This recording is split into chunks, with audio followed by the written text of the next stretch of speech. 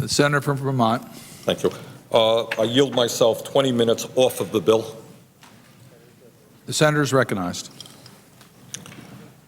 Mr. President, I think all of us understand that both for the sake of our country and for the millions of young people in our country, we need fundamental changes in the way we do higher education in America.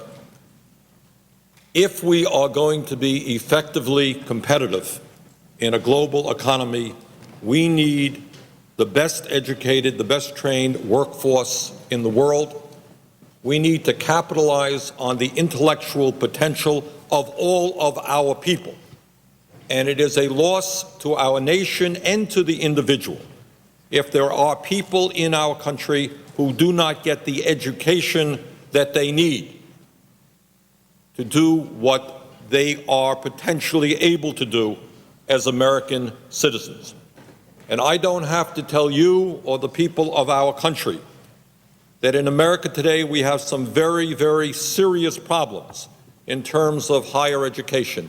In my state of Vermont and all across this country, the cost of higher education is soaring, and what that means is that in order to send young people to college, the family members to college, people are going deeply in debt, coming out of college, depending upon their income, $20,000, $30,000, $40,000, $50,000 in debt, which has an immediate impact on the career choice that many young people are making. If you come out of college $50,000 in debt, if you come out of graduate school $100,000 in debt, what you are going to do is get a job which makes you a lot of money to pay off that debt rather than go into the profession that you might otherwise have wanted to go into. And that is bad for the individual, and that is bad for our country. And Mr. President, let me be very clear in congratulating Senator Kennedy and all of the people, Senator Enzi, and other people on the Health, Education, Labor, and Pension Committee on which I sit. My assistant on that bill, Dr. Huck Gutman, who's worked very hard on that, in crafting a significant improvement over what we have seen in recent years in terms of higher education, most notably a very significant expansion and improvement in the Pell Grant program. We are making progress in beginning to deal with the very serious problems of higher education and how Americans can afford higher education. But also, let me be very clear, and I don't know how many other members of the Senate will agree with me, and that is that while we are making real progress, we have a very, very long way to go. When I talk to young people in the state of Vermont about higher education, I ask them how many young people their age who are going to college in Germany or in Europe or even in Canada would incur the kind of debts that they have and will incur when they get out of school. And many young people in America are surprised to learn that in Germany, in other European countries, college education is virtually free. It is funded by the government. And frankly, I think that that is a good idea. I think that we should look at education in general and higher education as an investment in America, and understanding that if many young people are not able to get the education they need, our country loses in terms of its productivity, that it is a waste unimaginable, both for the individual and for our society. If, as currently is the case, for the first time in modern American history, hundreds of thousands of low-income young Americans are saying, no, I don't want to go to college, I don't want to come out $50,000 in debt. Think of what we are losing as a nation, not to mention the economic lost opportunities for those individuals. So, Mr. President, let me be very clear. Before you give hundreds and hundreds of billions of dollars in tax breaks to the wealthiest 1%, before we invest in weapon systems that are obsolete, it makes a lot more sense to me that we tell every family in America that college education and graduate school are going to be there for you if you're prepared to work hard and if you have the ability You will not be denied that opportunity because your family does not have a lot of money. And let me also say that I have serious concerns that at a time when we desperately need more physicians to bolster up our health care system, when we need more nurses, when we need more dentists, it is absurd that people in the medical profession and in other professions are coming out deeply, deeply in debt, which also impacts their career choices. We need, for example, primary health care physicians in Vermont, all over rural America. Physicians are choosing other specialties because they can make more money. So to my mind, what we have got to say in America, if we're serious about health care, we're serious about law enforcement, we're serious about making sure that low-income people have the public defenders that they need, that legal aid has the lawyers that they need, that we have got to do everything that we can to say that anybody in this country who has the ability, is prepared to work hard, should be able to get a higher education regardless of their income and not have to come out of school deeply in debt. As a nation, we should look at that as an investment in the same way as we look at many other types of investments. This bill is a good step forward, but in my view, over the years, as we fight to change national priorities, one of those priorities should be that every young person, that kids in the 4th or 5th grade, know that if they do their work seriously, they will be able to get a higher education, will be able to make it to the middle class, regardless of the economic situations of their families. Mr. President, the cost of college in the last 20 years has tripled, but federal financial aid has not kept up. Yes, we have given tax breaks to billionaires, but no, we have not increased Pell Grants and other sources of financial aid.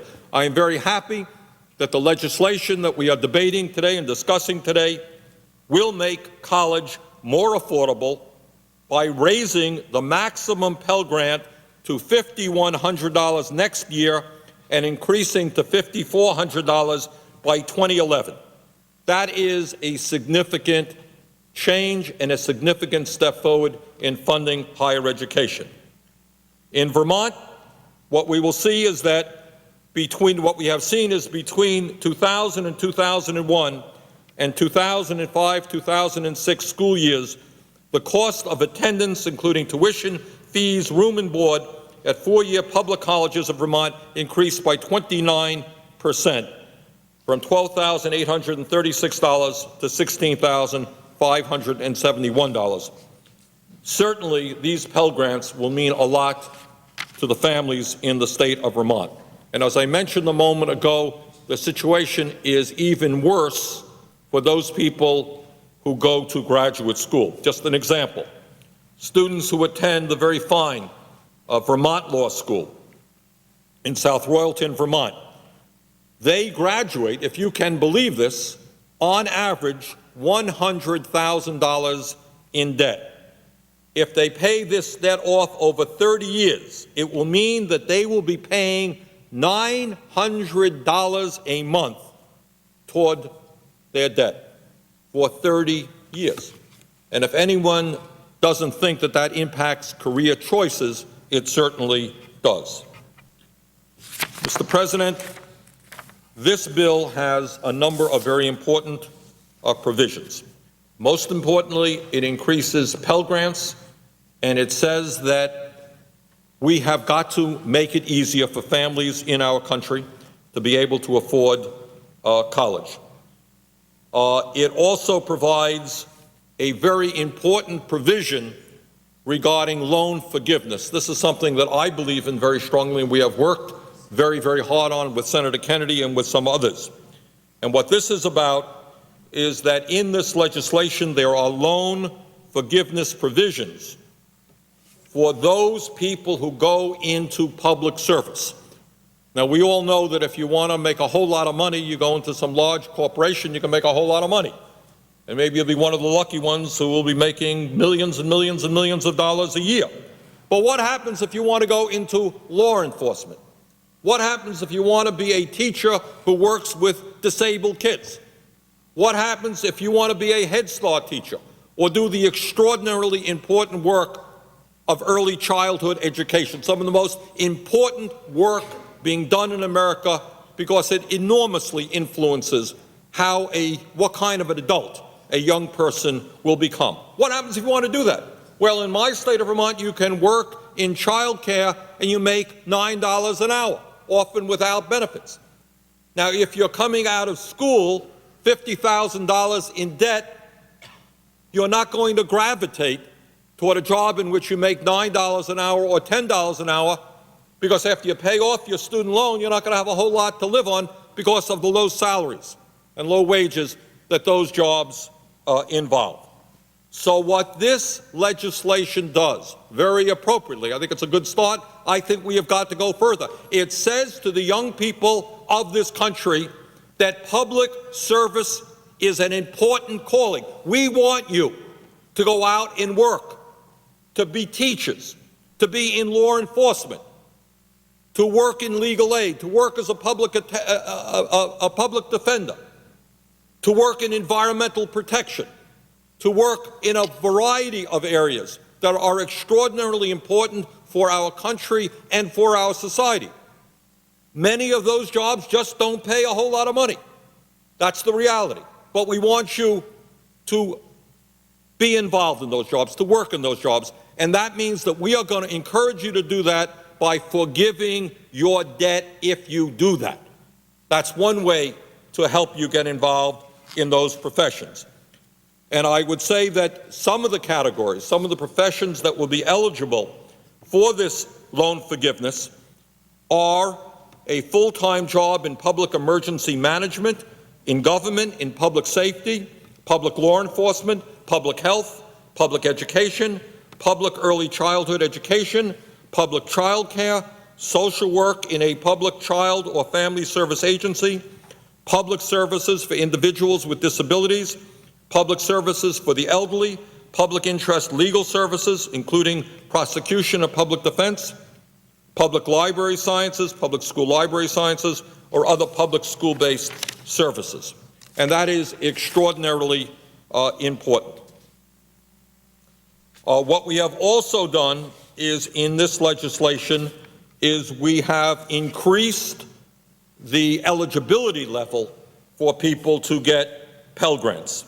And that is important because with the limited amount of money that was previously available, I suppose appropriately enough, most of that money went to those families that were most in need, and that meant that large numbers of families in the middle class or lower middle class were not eligible for Pell Grants. But we have expanded and raised the eligibility level so that many more families will be eligible. So, Mr. President, let me just conclude by saying the following. This legislation is a significant step forward. I want to congratulate Senator Kennedy for his leadership, Senator Enzi, and all of the people who have worked on our committee on this important issue. But let us not, in passing this legislation, rest on our laurels. This is a good start, but we have a long way to go. And my hope is that in the coming years, we will pass legislation which will have the impact of saying to every young person in America that if you are in the 6th grade and the 7th grade, and if your family does not have a lot of money, that if you study hard, if you do well in school, that you will be able to get all of the education that you need so that you can make it to the middle class, so that you can exercise all of your intellectual potential, and that you can get out of college or get out of graduate school without being deeply in debt. Education is not a quote-unquote cost. Education is an investment. If we are going to turn this country around and have the kind of health care system that provides health care to every man, woman, and child as a right, we need doctors to get into rural America. We need tens and tens of thousands more nurses We need dentists. We need all kinds of people in healthcare, in law enforcement, in environmental protection, working with our youngest children. And we have got to say to any American, we want you to do as well as you can to get all of the education that you can. We are proud of what you're doing. We see that as an investment in moving this country forward. So again, I want to congratulate the leadership of the Health, Education, Labor, and Pension Committee, of which I am honored to serve on. I think we have taken a good step forward. I certainly hope this legislation passes, and I hope we continue to make substantial progress in the years to come. Mr. President, I yield my time.